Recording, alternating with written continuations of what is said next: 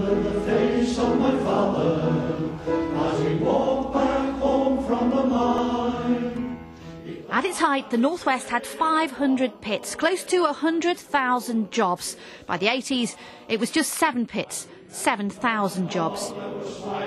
I mean, this town alone and in the neighbouring towns, Leigh, Atherton, Tyldesley, there was in the region of about 10 coal mines employing thousands of people. So maybe up to a quarter of the population and more were involved directly in coal mining. But in '84, the beginning of a bitter end. Margaret Thatcher orders the closure of 20 pits. Yorkshire miners walk out. North West miners slow to follow. So from over the Pennines came the pickets to Agecroft in Salford. We can stick over me proud of what we're doing. You know,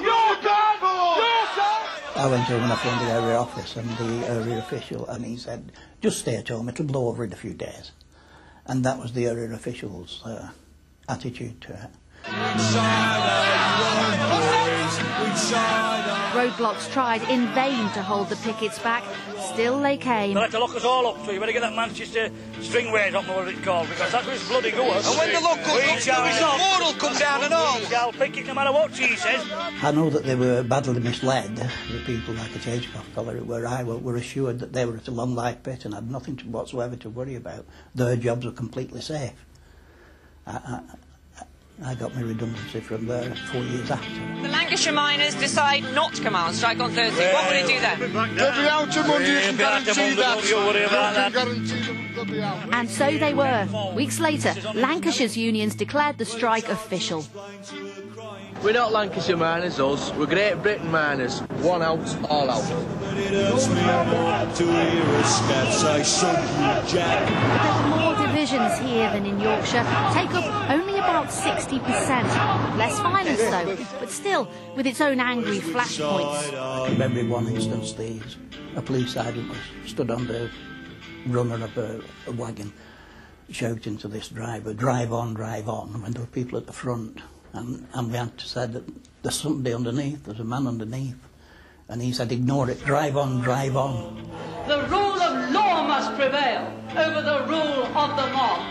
I condemn the violence too, yes, of the stone throwers and the battering ram carriers. And I condemn the violence of the cavalry charges and the truncheon groups and the shield bangers.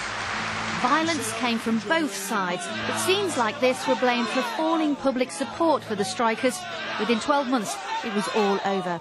I can remember there was a lot of heartbreak on that because we didn't really want to go back. We didn't really think we'd finished what we'd started to do.